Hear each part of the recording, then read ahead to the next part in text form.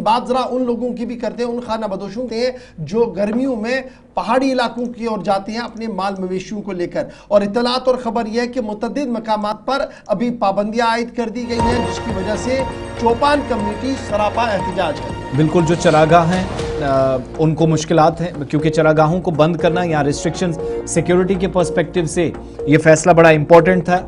एक तो सेंट्रल कश्मीर के अंदर जहाँ तो उस मैदान जहाँ इन दिनों आप देखते थे रौनक इन या तो खाना बदोशों की होती थी या जो चरागाहें थी, यहाँ पर इन लोगों का आना जाना लगा रहता था। ये सीज़न वो था जहाँ पर सबसे पहले इनका जाना होता था। इसी तरीके से दीगर अहम तरीन मकामात जिनमें सेंट्रल कश्मीर के बडगाम के जो बालाई इलाके हैं, इन इलाकों में रसाई इस वक्त जो है वो बंद है, या इन एरियाज को इंतजामिया ने पहलगाम हमले के बाद चूंकि टूरिस्ट भी जा रहे थे तो बंद कर दिया था ताकि किसी भी तरीके से कोई जानी या माली नुकसान ना हो। लेकिन तो उस मैदान के अलावा दानीदार, फिजन और जानकारी के मुताबिक चस्कनार, अस्दार, लिडरमड और बरगा के इलाके जो मुकम्मल तौर पर बंद थे, दोबारा मुतालबा चौपान कम्युनिटी की तरफ से किया जा रहा है। जो आप सब जानते हैं वादी कश्मीर के अंदर एक अच्छी खासी तादाद इनकी है, तो जो इस गर्मियों के पीक पर जब ये सीज़न होता है जून जुलाई के महीने में इन बाला इलाकों में चले जाते हैं, उनकी जानिब से मुतालबा हुकूमत से किया गया है कि उनके रसाई को यकीनी बनाने के लिए फौरी तौर पर हुकूमती सतह पर इकदाम उठाए जाएं। तकरीबन 3 हफ्ते हो गए हैं, 40 से ज़्यादा सयाती मकामात को इंतजामिया ने बंद किया था और 2 रोज़ कबल वज़ीर आला की जानिब से भी कहा गया गुलमर्ग के अंदर कि अब सयाती मकामात को रफ्ता रफ्ता आप देखेंगे मरहलावार बुनियादों पर खोला जाएगा।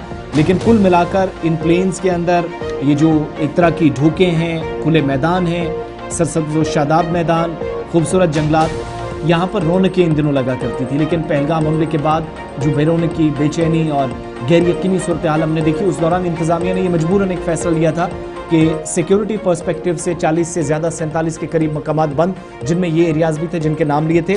तो ये सारे पास्चर्स जहाँ से गुजर कर आपको जिला बडगाम के अंदर नहीं दिखेंगे, ये मुतअद्दिद इलाकों के अंदर है जहाँ पर ये जो भेड़ बकरियाँ पालते हैं लोग, और गर्मियों में बिल्कुल पहाड़ियों के ऊपर चले जाती हैं ताकि आराम के साथ ये चरवाहें, ये जो जानवर हैं वो वहाँ पर रुक सके और फिर 2-3 महीने के बाद वापस भी आते थे।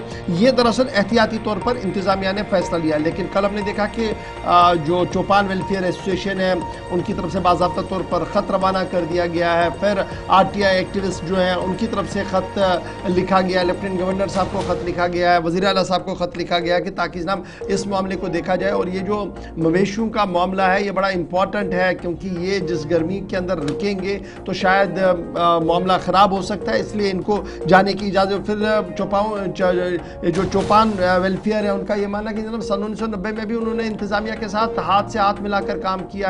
मुश्किल तरीन हालात में हमने तमाम एडवाइजरीज पर जो है वो उसका अमल दरामद भी किया है। लेकिन अब की बार थोड़ा सा नज़रसानी भी की जाए और उनके साथ मशावरत के बाद अगर फैसले कोई लेने भी हैं तो वो भी लिए जाए। तो फिलहाल खबर ये कि मुतअद्दिद मकामात जो हैं वो अभी भी सील हैं और वो बंद एहतियातन कर दिए गए हैं। सिक्योरिटी पॉइंट ऑफ व्यू से वो बंद है। भारत पाकिस्तान की कशीदगी के बाद जो सूरत हाल बनी थी पहाड़ों के अंदर वो सबके सामने है। तो यही वजह है कि ये मुतअद्दिद मकामात बंद किए गए थे। लेकिन फ़िलहाल ख़बर ये कि एक तहरीरी ख़त इनकी तरफ से रवाना कर दिया गया है। देखना होगा कि वज़ीर आला और जो है इस सिमन में क्या कुछ वहाँ से जवाब आता है। ये बड़ी ख़बर हम आपके सामने रख चुके हैं।